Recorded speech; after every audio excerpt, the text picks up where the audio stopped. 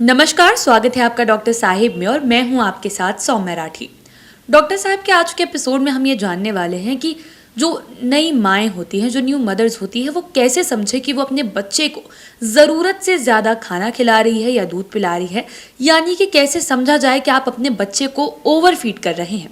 और इस बारे में जानकारी देने के लिए इस वक्त मेरे साथ बैठे हैं डॉक्टर निगम प्रकाश नारायण, जो कि बिहार के सबसे जाने माने बच्चों के डॉक्टर्स में से एक है। सबसे पहले डॉक्टर साहब नमस्कार, बहुत बहुत स्वागत है आपका। धन्यवाद।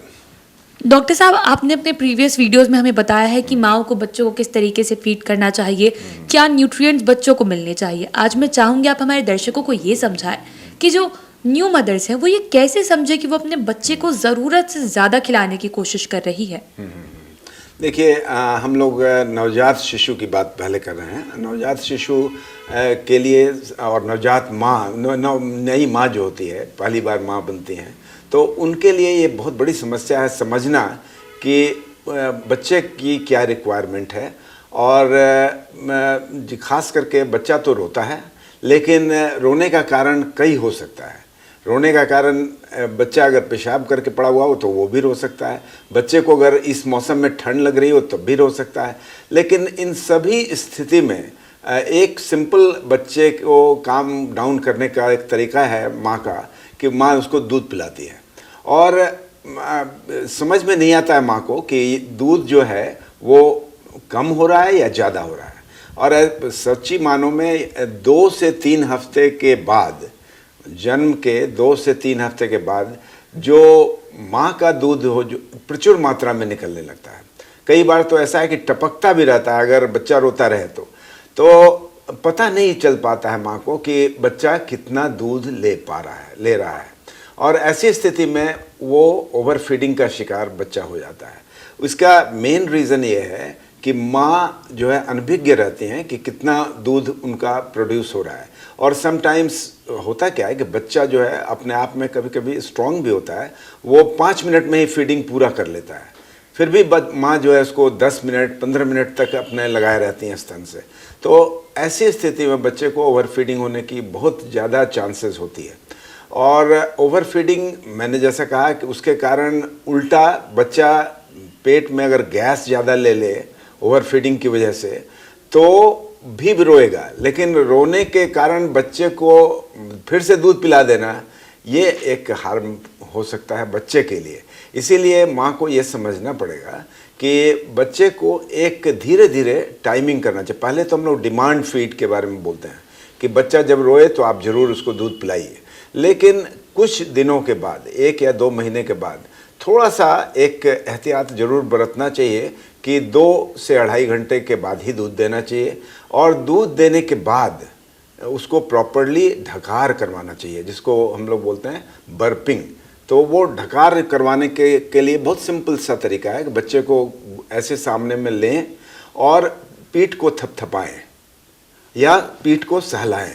ये दोनों जो विधि है जिसके वजह से बच्चा ढकार दे देगा। और ढकार जब दे तब बच्चे को अगर आप सुलाएंगे तो हम समझते हैं कि वो बच्चा कम रोएगा और बच्चे को उल्टी भी कम होगी। अगर ओवर फीडिंग होगी तो बच्चा उल्टी भी करेगा, लेकिन इस उल्टी का कोई मतलब बहुत बड़ा सिग्निफिकेंस नहीं है, क्योंकि बच्चा जो है उसका एक वॉल्व होता है हर बच्चे का, यहाँ पर जो फूड पाइप और स्टोमक जो आमाशय है उसके बीच में होता है, वो थोड़ा कमज़ोर होता है, इनकॉम्पिटेंट होता है, ख़ास करके जो प्री मैच्योर जन्मे हुए बच्चे होते हैं उसमें। तो उसकी वजह से अगर ज़्यादा दूध पी लेगा बच्चा तो थोड़ा सा निकल जाएगा, लेकिन ये मतलब नहीं है कि वो सारा का सारा उल्टी ही कर रहा है। और ये समझने के लिए कि बच्चा सही ढंग से फीडिंग कर रहा है और उसको इस उल्टी से कोई हार्म नहीं हो रहा है, इसके लिए सिंपल तरीका है कि हर 15 रोज़ पर आप वज़न लेकर के माँ को कन्विंस कर दें कि बच्चे का वज़न बढ़ रहा है। इसका मतलब ये है कि वो जो ओवर फीडिंग की वजह से उसकी वजह से वो रिगर्जिटेशन होता है, उसको वॉमिटिंग की संज्ञा भी नहीं देते हम लोग। जी डॉक्टर साहब, ये तो हो गई उन बच्चों की बात जो अभी तक सिर्फ माँ के दूध पर हैं, लेकिन 6 महीने के बाद बच्चे खाना शुरू कर देते हैं, दूध रोटी कुछ माएँ खिलाती हैं चूर कर या अलग अलग तरीके की चीज़ें खिलाती हैं, तो उस कंडीशन में माएँ कैसे समझें? क्योंकि कई बार ये होता है कि घंटे घंटे भर में माएँ खिलाती है, और अगर बच्चा 1 घंटे के बाद नहीं खाए तो माँ को पैनिक होने लगता है कि बच्चे की भूख मर रही है, तो ऐसे में क्या करना है?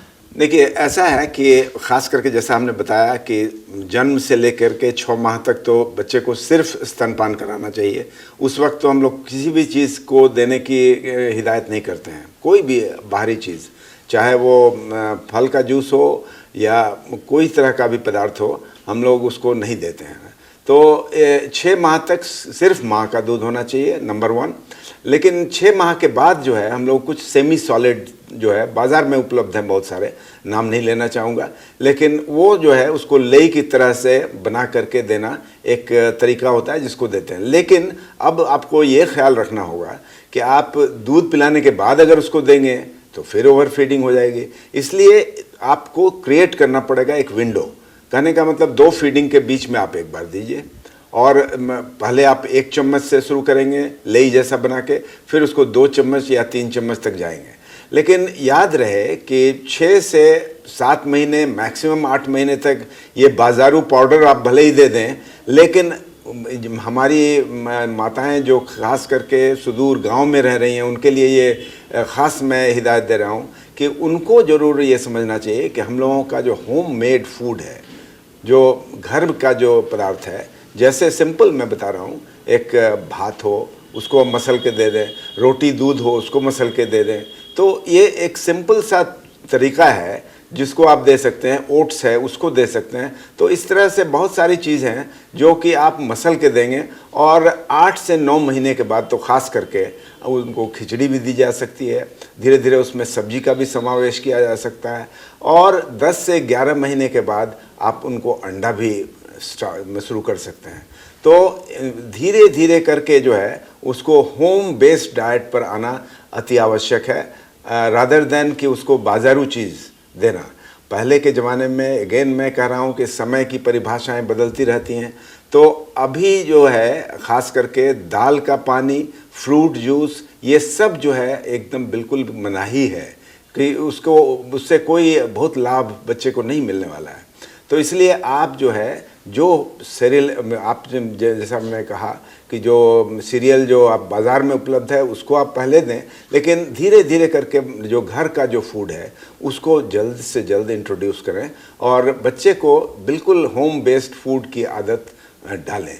ये एक बहुत इम्पॉर्टेंट है, और ख़ास करके दूध का धीरे धीरे कम करना भी आवश्यक होगा। ऐसी स्थिति में दूध आप अगर 2.5 से 3 घंटे पर दे रहे होंगे तो इसका अंतराल जो है, ख़ास करके जब आप बीच का फूड दे रहे हो तो 6 घंटे का भी हो सकता है। धीरे धीरे बच्चे को 2 से 3 बार से ज़्यादा 1 साल के बाद दूध देने की आवश्यकता नहीं होती है, बल्कि अनाज जितना हो सके उतना देना चाहिए। जी, उम्मीद करती हूँ कि डॉक्टर साहब ने जो सारी बातें बताई हैं आपने उन्हें ठीक तरीके से सुना और समझा होगा। इसी के साथ जल्द मुलाकात होगी अगले एपिसोड में। तब तक के लिए अगर वीडियो को फेसबुक पर देख रहे हैं तो पेज को लाइक करें, यूट्यूब पर देख रहे हैं तो चैनल को सब्सक्राइब करें। कमेंट सेक्शन या मेल बॉक्स के माध्यम से आप बता सकते हैं कि डॉक्टर साहब से आपके क्या सवाल हैं। धन्यवाद।